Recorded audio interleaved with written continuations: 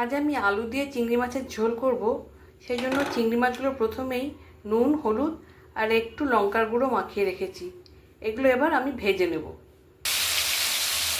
1 মিনিটের মতো মাছগুলো ভেজে নেব। বেশি ভাজলে মাছগুলো শক্ত হয়ে যায়। একটা বড় সাইজের আলু কেটে টুকরো করে রেখেছি, আমি সেটা এবার ভেজে নেব। স্বাদ মতো নুন, হলুদ দিয়ে দিলাম।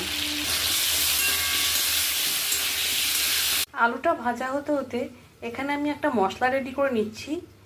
আমি 7-8টা কাজু নিয়ে নিয়েছি, সামান্য নুন আর 2 চামচ সর্ষে, আর তার মধ্যে আমি একটু সর্ষের তেল দিয়ে দিচ্ছি।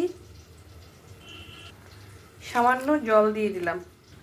সর্ষের তেলটা দেওয়ার কারণে সর্ষেটা তেতো হবে না, আর এই মশলাটা আমি রেখেও দিতে পারবো। আলুগুলো ভাজা হয়ে গেছে, এবার আলুগুলো আমি তুলে নেব। ওই তেলেই আমি সাদা জিরে ফোড়ন দিয়ে দিলাম, একটা পেঁয়াজ আর 1 কোয়া রসুন কুচি দিয়ে দিলাম। পেঁয়াজটা ভাজা হয়ে এসছে, এবার টমেটো কুচি, আদা কুচি আর 2টো কাঁচা লঙ্কা চেরা দিয়ে দিলাম।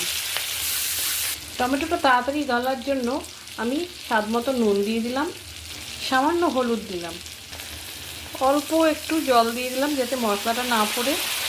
1/2 চামচ কাশ্মীরি লঙ্কার গুঁড়ো দিলাম, 1/2 চামচ ঝাল লঙ্কার গুঁড়ো দিলাম। স্বাদটাকে ব্যালেন্স করার জন্য সামান্য চিনি দিয়ে দিলাম। সর্ষে কাজু বাটা থেকে আমি 1 চামচ মতো সর্ষে কাজু বাটা নিয়ে নিলাম।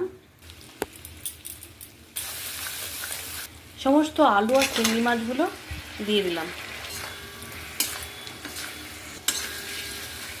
এবার আমার প্রয়োজন মতো ঝোল দিয়ে দেব।